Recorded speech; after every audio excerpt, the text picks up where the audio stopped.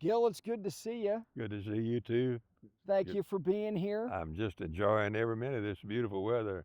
It is beautiful, and I want to talk to you about your history with Austin Country All Club right. because it goes back a long ways, but let's go back even further. Austin and your family and your history in this town, in this city, goes back how long? 1898. Wow. Yeah. In Hayes County. Okay. I lived on a ranch west of Buda, Okay. but I went to Buda School, went to Austin High School, then the university. And you played golf for the University of Texas Yes, for Harvey Penick. Harvey Penick in 48, 49, 50, and 51. Yeah. So by the time you went off to college, though, you were already a member at Austin Country Club, were you not? Folks were. Yes. Folks were. Yeah. But see, we were first members in 44. Okay. So on Red River. Yes. Yeah. So the club, which has had these three wonderful different sites, and now being here, and you were at both. So I want to talk. I was to at all three. You were at all three. Yeah. Starting at Hancock Park. Yes. And then moving over to the Riverside. Yeah. Yeah. Site. Right. And then here in 1984, but 1944, 80 years ago from right now, Yeah. your family became members Yes. at this club. How much nourishment and joy did this club give you throughout your life? Oh, it was just wonderful. It's the only place you could get a beer. Of course, I wasn't drinking when I was 15, but it was nice. It was a nice golf course. We had to buy city water, so only the greens were watered, and the tee boxes, the fairways weren't watered. Right. Yeah. There was no back then. You didn't have centerline irrigation. Everything there was very little water put on a golf course. That's right. It was 75, 80 years ago. Right. One of the things, Gil, that I have heard through the years about Harvey, and one of the reasons why he was such an effective teacher and instructor, is that he did not talk about negatives. He didn't talk about things you did wrong. Absolutely. He only wanted to accentuate and talk about things and give you positive reinforcement. Was that your experience? Yes, and with what you got. In other words, he didn't change anything. Right. That was the beauty of it. That he didn't change your swing or something. Now he might tell you that the whole club, because sometimes you let the club get away from your little finger if you're right-handed. He made you hold it, but otherwise he wouldn't tell you much at all. He'd just clip it off. But he was wonderful. And you know what? I never played a hole of golf with him. Wow. He never played with the team. Never did. Never did. So what did he do? Did he just walk around and observe you guys playing? But Yeah. and did when you were playing obviously competitive rounds, did he ever talk to you in the middle of competition? No, because he wasn't there. Oh, okay. In other words, he'd give us two golf balls, and then a little bit of money, and we'd go off to Fort Worth to play at Colonial or Ames, Iowa, or Albuquerque, New Mexico, but he'd give you two golf balls. So those two golf balls were intended to last you for a whole college golf tournament? Yep. And how much of an allowance was he giving you? Maybe what, a couple dollars? Oh yeah, it wasn't much, because you could get a lunch at in a small city. You could get a nice lunch for 50 or 60 cents. Yeah. And that was 3 vegetables, a meat, a drink, and a dessert. All right, Bobby, let's go back to the first time you saw this site. As somebody who had spent some time in the state of Texas, in Houston, you establish yourself in the state of Tennessee, in the Memphis area, then you come here. What do you remember about seeing this place for the first time? I think the biggest thing, with me being from seeing Houston, and Houston's a little on the flat side. I think the elevation changes here were what wowed me the first part. And then when you within the first year, you start nitpicking Pete's design and the troubles that it causes superintendents. We love the guy to death, but he loved to stick a thorn in our side any chance he got. So I think the bunkering here is one of my favorites. The way he shapes his bunkers, the way that a lot of these mounds are done, you just don't see it a lot. And there was a time in golf that it was big, but Pete continued on, stuck with his plan through his entire career, I think, and really stayed true to his design, and I think it paid off tremendously. No question. The thing that's fun about coming back to golf courses or seeing it a lot is that you start to notice things and you discover things. What is over time something about this place that took some time for you to either appreciate, understand, see? What was it? I think the thing that I appreciate the most about what Pete did here is the two different golf courses that we have. Down below by the river, we've got kind of the river holes, and it's a neat design in its own right. And then you get up into the hills, and it lends more to classic Pete, I think, with a lot of elevation. And I think over time, at first I was a little hesitant about it. I was going, it's different down there. It's all sand down there. We dredged it out of the lake, and so we were managing it first, and over time I've grown to really appreciate it. And I think it's one of the things that makes this golf course unique is there's within the 18 holes, there's two central themes, more of a, and dare I say Scottish, but more of an open field down there, not a lot of trees, and then you get up here, tree lined, and I think it creates it really gives to the uniqueness of the golf course. I asked you about where golf came into your mind. How about when Harvey came into your life? Do you remember your first interaction with him? Yes, I do. I'll never forget it. When I decided, he was at the old Austin Country Club years and years ago, and so I knew that I wanted to play because I wanted to play with my husband. So I went to Harvey, and because he was the pro there then, and I asked him if I could take some lessons. And he said, yes, Barbara, but you could only have one teacher at a time. And I think he knew what was happening. He said, that doesn't mean you can't go to another teacher and another teacher, but not at the same time. I said, oh, that's wonderful. I just stay right here, Harvey. As I see why, later years, I could see why that was so important. He is, there's so many things about him, including his efficiency with words. He was not someone who was going to wear you out with soliloquy or filibustering on one thing or the other. Why do you think his teaching was so effective? I think he helped people mentally as well as physically.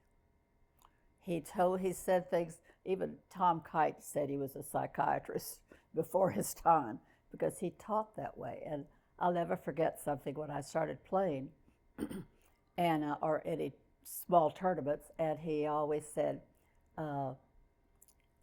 a player that hits it, don't worry about anyone that hits it a lot farther than you do. He said, what determines the score is who gets in that hole first. So it was, he taught you to enjoy golf without the intimidation that everyone feels when they take up golf.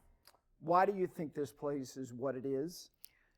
I think Harvey set the foundation of the club and what it meant, and the members that moved with it has carried that with them, the foundation that we had always. And so I think that's what meant so much to this club. They still quote Harvey. I mean, they still talk about him, and it's just still a part of it, of the growth of the club. And I think that had to do with Harvey and Tom and Ben and Davis Love, Sandra Palmer, Mark, all those great players have come with history of working with Harvey. And then along came Ben Crenshaw and Tom Kite. Actually, Tom Kite first, and then Ben Crenshaw. They're 2 years apart. And they matriculated all the way to national champions in 1971 and 72 as a team.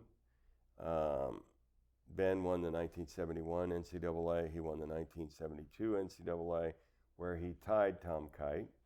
Funny story, because they were about to go play it off, and the coach at the time, George Hannon, who had replaced Harvey Penick, said, you know what, I can have one national champion or I can have two. We're not playing this thing off.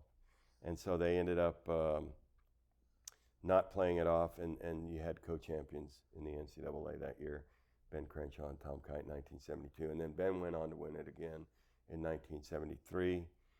He won 3 years in a row the Fred Haskins Award, which is our complement to the Heisman Trophy. Those two, and there was great golfers before them, but that really was a time frame that ignited Texas golf and Texas golf's history. There had actually been tour winners before that. Rick Massengale won multiple times on the PGA Tour, and there was other players that played for Harvey that had won. But to end up with 106 victories right now, and counting, we're not done yet. No. With players like Spieth and Scheffler, those guys came here for a reason. Both of them fell in love with Austin Country Club. Scotty Scheffler played a state amateur here. This club's always been dynamic in terms of reaching out and being a part of the community. So they've had multiple championships here, not to mention the Dell Championship on the PGA Tour. But this club has always been a friend to the community. It's been a friend to UT Golf, thank God, or we wouldn't be here. I wouldn't be sitting here today if it had not done that. And I count the members, I count the board of directors, I count our head pros that have been here. And what's wild is there's only been 4 head pros. It's beyond extraordinary. It is. And Texas Golf is 98 years old, and there's been 5 coaches. And I'm the 5th. I've been here 28 years. Before me was Jimmy Clayton for about 16 years. Before him, it was George Hannon for about 19 years. Harvey was there for 32 years. I don't know if I'm going to catch him. I'm at 28, and I just signed a 5-year contract, so maybe. And then his brother for 4 years. But that's it. And the lineage for head pros here was Harvey Penick, Tinsley Penick, Dale Morgan, and now CW. And so I'm thrilled for all of those people that were involved in the decision-making process to make sure that this was a historic place. Instruction's an interesting thing in all walks. Like, a lot of people don't want to be told how to do things. They want to kind of try to figure it out on their own. But taking lessons, finding improvement, seeing light in areas that maybe you hadn't seen before. Why do you think that people who are members here and always have, juniors, men, women, seniors, have been inclined to try to seek improvement from their professional staff here? Why? I think I think Harvey and Tinsley both teed it up for us. I mean, they believed in making, their joy in life really came from making people better at the game of golf. And I think that inspiration that they had in trying to do that, especially Harvey and Tinsley too, rubbed off on all of us. We had another great guy by the name of Jackson Browley, who was a great player and a great teacher, and he was teaching here when I first got here also, and he taught a little bit with Harvey and a little bit with Tinsley. And Jackson was another one who just instilled this learning ability of the game of golf. And I think our membership just really gravitated towards that, and they all wanted to get better. And everybody that came here, whether they worked for Harvey or they worked for Tinsley or they worked for me, always wanted to make sure that everybody understood that teaching came first here. And that's what this place was all about. And I hope that will continue for another 125 years. Sure. Let me ask you about Tom Kite, because his relationship with this club, it's intimate, it's daily. The presence of somebody who, I don't think people understand that Tom Kite won the Bob Jones Award in 1979. He was not even in the prime of his career yet, but he had distinguished himself in such a way.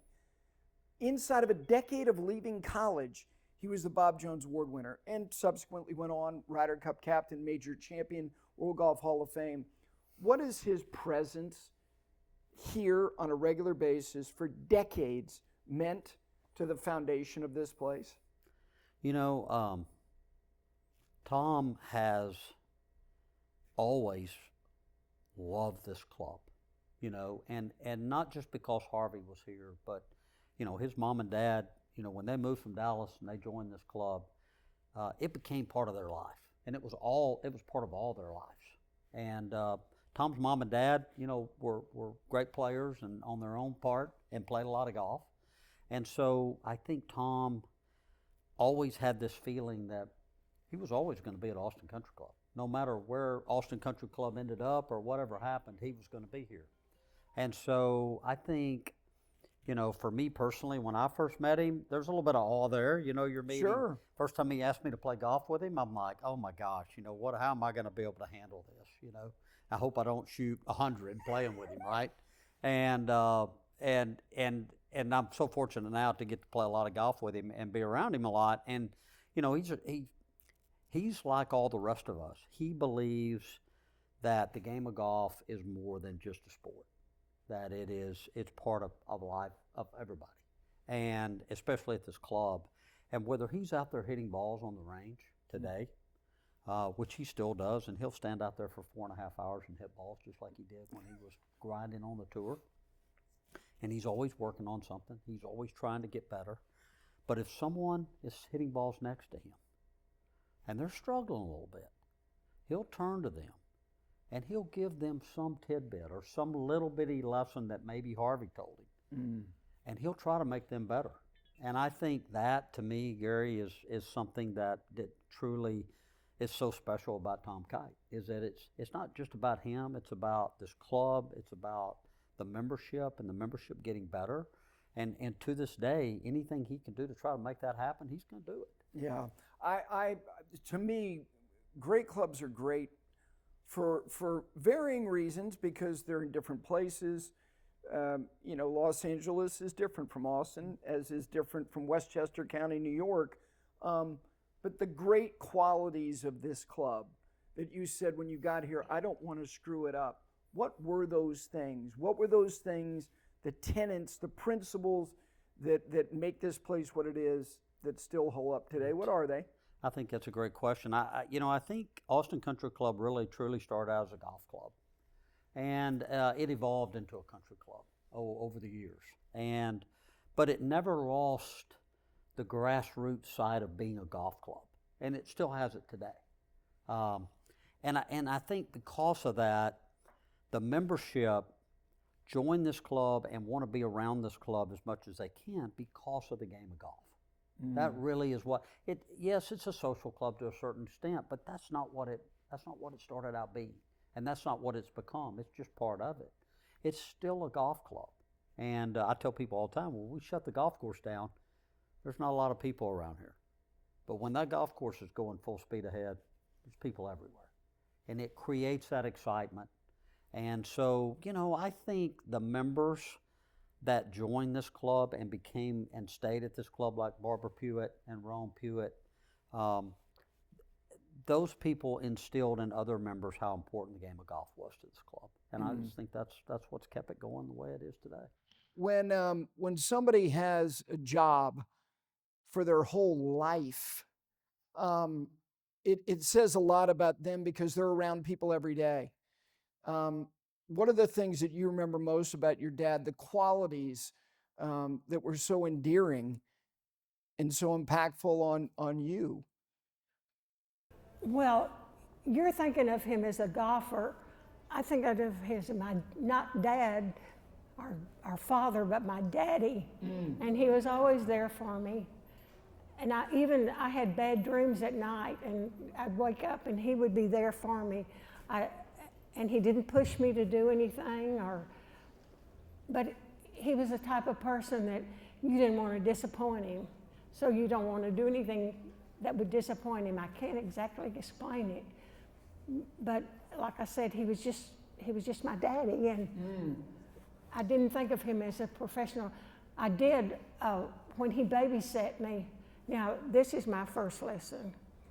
He paid me to hit golf balls, out there, because he was the babysitter, and that was my entertainment. So anyway, that might be interesting. But So how much did he pay you to hit golf balls? You I have to think it was a remember. nickel, A nickel. something like that. You had to be incentivized. I mean, a nickel probably felt I like got a lot of money. That's right.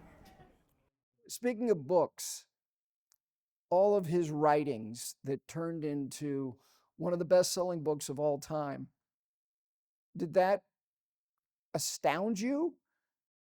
Oh, yes, it did. It did. My husband, Bill, he said, oh, it's going to be a great book. It's going to be sell all over the world. But I thought, no. But I was surprised. So You had trepidation that it wasn't going to do that well. I thought, yeah, it's going to be a book, but It's not going to be a New York Times bestseller, That's the biggest right. golf-selling book of all time. You That's didn't right. anticipate that. no, not at all. Yeah. How about you, Charles? Did you read that book and say, yeah, I got that lesson? I've read that book probably 15 times, and I see something in there that thinking, boy, I didn't see that the last time. I mean, that book is unbelievable how well written it is about golf and life. And it's just it's Harvey. Right. I think part of it, and I think part of why his legacy not only endures here, but really everywhere, is there was an authenticity to him. There was a tenderness to the way that he was with people, which maybe people don't experience a lot of that. And what's interesting, Kathy, to me, is that he was a teenager when he got the job. We could sit here for 100 lifetimes, and a teenager is not going to be the head pro at one of the best clubs in I know, America. that's again. amazing to me, too. It's extraordinary, isn't I it? mean, I can't fathom it. Why do you think that he was capable of that position at such a young age? Obviously, you started to understand your father when he was a grown adult man. He'd experienced life. Why do you think maybe he was capable of taking on the position at such a young age? I can't answer that. I've thought about that a lot, and I just can't fathom it, actually. Sure. How about you, Charles? Why do you think a 19-year-old? I think the people saw something in Harvey that they loved and wanted him to be there. I mean, he started out as a caddy. He and my dad started out as caddies there, and knew all the members through that. And I'm sure that was a good job interview for him. Absolutely. Kathy, last thing, as far as your dad's life gets celebrated still, which is fantastic. That's something, and It's really something. What are the things that you cherish most about your daddy? thank you. I can't tell you, there were too many things. Just the person he was, and he was a fine Christian man, and that was first in his life. That's what I cherish most. And probably another thing is that he didn't push me into anything, and he was happy, even though I wasn't a great golfer. I did play, and I still do some, but he was proud of me no matter what I did. And I wanted to make him proud of me because of the person he was. I don't know. Charles, how about you? What are the things you remember most about him? You mentioned people and how he loved people, but the things that still stand up today about him that are so redeemable. Well, I think he was just a wonderful person, and just, I mean, he was a purely wonderful person, and I think everybody that knew him loved him, and You know, I think I think, you know, that his stature in the game, of his stature of teaching in the game, and he was a good golfer. And I think that I think just his character was something that people remember. Well, I said it at the beginning, I'll say it again. Both of you being here, I know means the world to the club. Thank you for sharing your thoughts about your daddy, your uncle, and somebody who was one of the great stewards in the history of the game of golf, and one of the great advocates for how golf can be nourishing and fulfilling. It's great to see you both. Thank you. And you're fighting the sniffles because of allergies, and you gamed through it. You were a fighter. Thank you for that. You were great. Thank you both.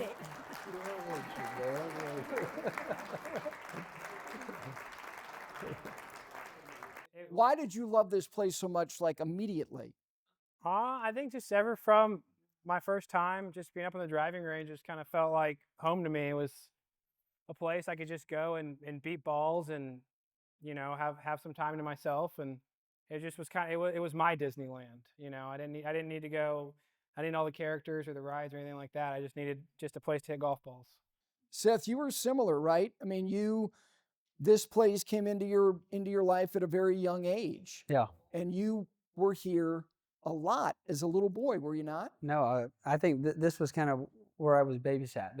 Parents would say, "Hey, Seth, you're going to hang out all day at the club. Just figure it out," you know, which I'm sure was a lot of fun for me. I mean, I think it's funny. My mom was kind of telling me when I was, I guess, 2.5, we lived right across from 14T. And so she said that I'd always look out at that tee and say, "Hey, I want to go whack a ball," you know? So I think that was kind of the first kind of get into it. But yeah, I can't, I mean, the amount of hours I've spent out here, it's a lot. A lot. It's a lot. It's a lot. And I've got to be careful with this because the framing is kind of fragile.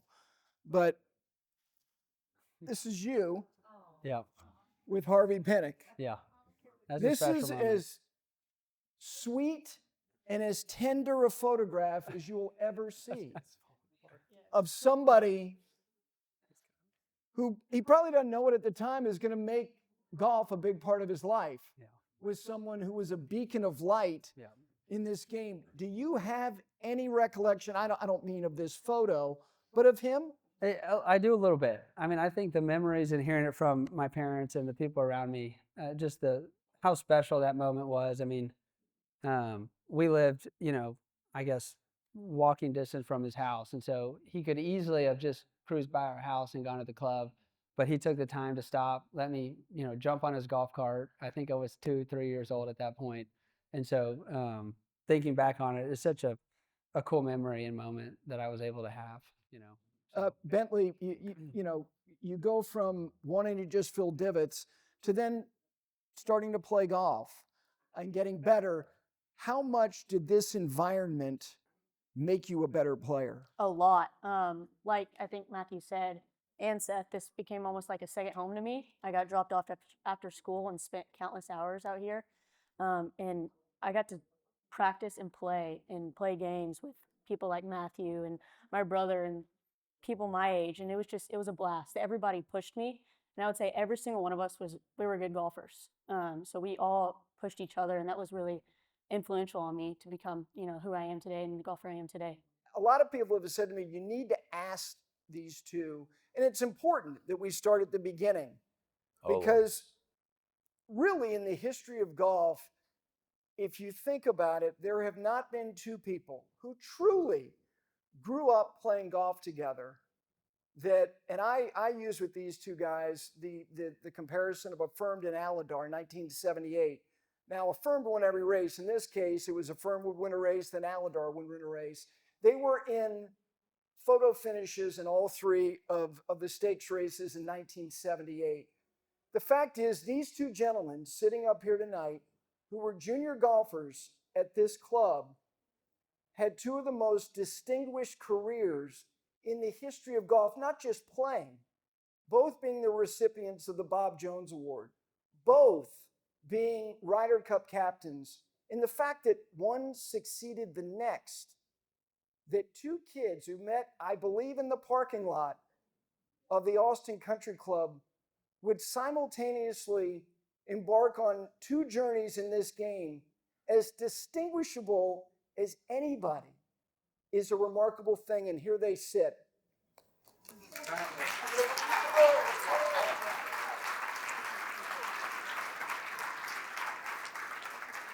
So let's start with that encounter in the parking lot. Now, it's my understanding that Ben and Charlie, you and your brother, had maybe played 9 holes and you were making the turn, and there was a kid who just moved from Dallas, who, from my understanding, had a new bag, who was wearing slacks and it was like 105 degrees, looked like a tour player, and he was 12 years old. Was that Tom Kite, Ben? That's exactly right. My brother Charlie and I had finished number 9. We were going up through the practice tee. And here I'm going to rebuttal. And here he is. He does have slacks on, but what caught my attention was this red golf bag with brand new Wilson staff irons. And I went, wow, that, Charlie and I were playing ladies clubs with junior clubs, but I mean, the clubs were unbelievable. So I think we asked you to play the back 9 with us. We did. So we're on number 10 tee at the old club right by the road. And, Tom, he says, these are men's length clubs. We're all kind of small. So he took a swing at it, and it didn't go so well. But oh, it went Charlie way worse and I than looked that. at each other and said, well, those are men's clubs. Tom, is there anything about the story that you would like to ratify or amend? Well, Ben said it didn't go too good. No, it didn't go nearly that well. I mean, it was way worse than that. As he said, I had this new set. I had played they have a wonderful junior tournament up in Wichita Falls, and I had gone up there, and I had at the time I had a ladies set of clubs, and of course this is the Texas-Oklahoma Junior, and they just have 1,000 kids that play in the tournament every year, and my clubs were stolen. Went in, finished my round, went in to have lunch, come back. I thought the kids were all playing jokes on me, hiding my clubs, but turns out they were stolen. And so right before we moved down here, when I was 12 years old, Mom and Dad decided to get me a set of clubs. And as Ben said, we were small, and the clubs were a little too big, and the club got to the ground a little quicker than I wanted it to. And I took the most beautiful divot right behind the ball. The club bounced right over the ball, and the ball was just sitting right there, man. Never moved. And I looked up, and it's like, oh, Lordy, this is not going to be good. And Ben and Charlie both just went, kind of like, oh. And we asked this kid to come join our group, and fortunately it got a little better after that. But yeah, it was a rough beginning. But it improved rapidly, and yeah. It is kind of rare that you had two golfers that have done a few good things, but I always knew if I could get close to Tom and compete with him, competition is always the best. Are y'all buying that, really? I didn't buy that BS when we were 13 years old. I'm sure not buying it right now. No, I'll say this too. I'll say this too. I'm thinking about this before I came.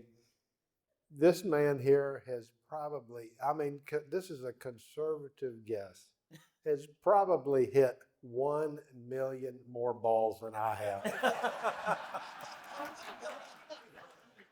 And I'm not kidding. On that note, Tom, we're sorry we had to close the range today for the Ferris wheel. Exactly. I was a little ticked off about that. Of all the things you hear from Ben tonight, most of them are not going to be true, but that one might be true. I know it is. That might be the truth. I was thinking about it. Yeah. You guys have mentioned people that have been a part of your life, the people in this room that you have played golf with since you were pre-teenage years. And a lot of that is fostered in a club environment. And getting advocacy from a teacher, from an instructor like Harvey was. He was a steward in your life. Ben, in the absence of that, you're not sitting here. You haven't had the life that you've had. Why is it so important that cultures and environments like this, you build some of the best golf courses around the world, but the golf courses are only great as the culture that exists around it. Why are these environments so redeemable for people of all ages that are in this room? Well, I think that I know Tom would second this, and we were junior players, but the club was always great to us to let us play. I mean, there's a lot of clubs around the country that are pretty restrictive for juniors, but they saw the Harvey and Board of Governors always saw to it that we would play and compete, but we felt like we weren't getting in the way, and they encouraged, so that's something that you learn at a young age, and you hope that spreads wherever you go, and you see it and you observe it around the country. But once again, you go back to competition, because Harvey knew that competition at a young age will help you learn and help you strive to compete. Harvey's book was so filled with so much goodness. Young players, he said it was always very difficult to start by yourself. Always find a buddy to play with. That's so important, because you learn together. And I know I talked to somebody tonight who was 8 years old. And the mother was 8 years old, who was over at Muni, and I said, "Go have him find a buddy, get a friend to play. That's how you learn." And you play against that person. But there's so many values in what I have to tell this story. One day, Lester Lundell and I were sitting down at the old club, and we're just sitting with Harvey was at the desk. A lady came in, I won't name her. She came in, I'll never forget this. She said, "Harvey, can you go find my 5-wood head cover back there?" Harvey got up and went back in the bag and came back and gave it to her. She left. Harvey came up. It's very rare for Harvey to say anything. He looked at Lester and I, he said, "Sometimes a man's got to be half mule and half man."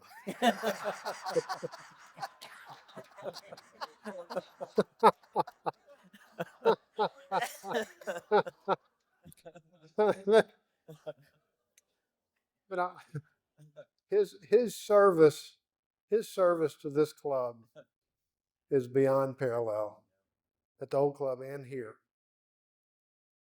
He was a saint. He was a saint.